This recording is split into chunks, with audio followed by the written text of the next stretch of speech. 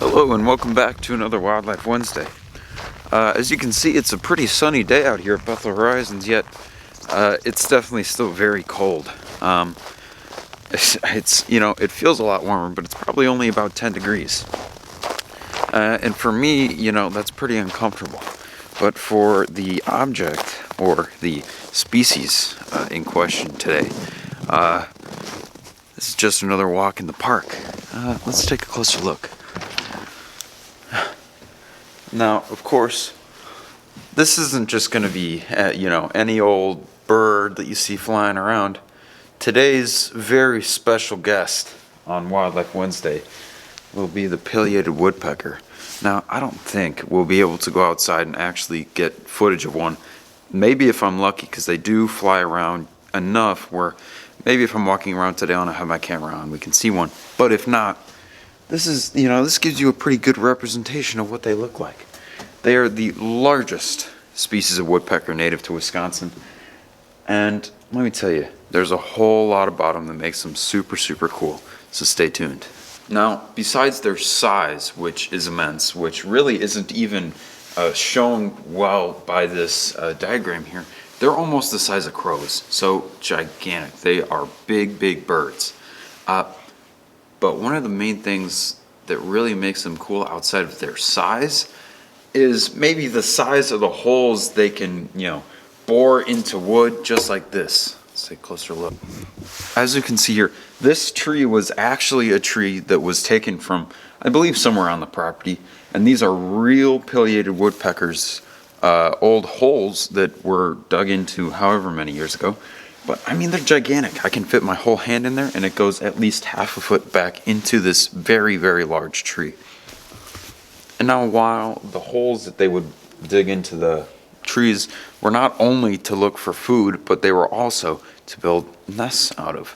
This is where they will raise their young. It'll be a little bit different because they'll only dig a small hole entranceway and then they'll dig down or up into the tree to create a little bit of a cavity for their young. But yeah, they love using big, dead, tall, standing trees called snags.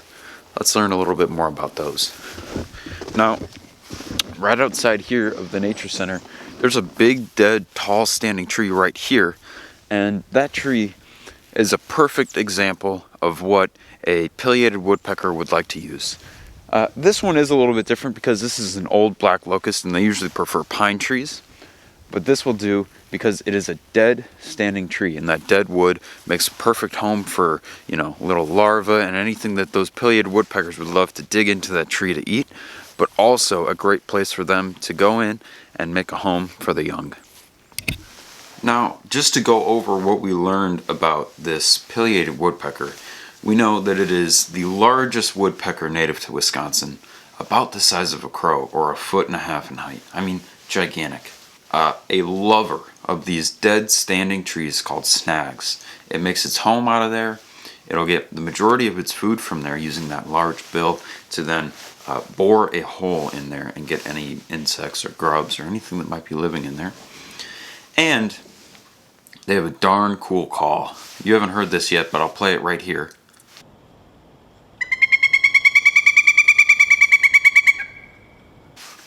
And get a load of that. How cool. I mean, incredible.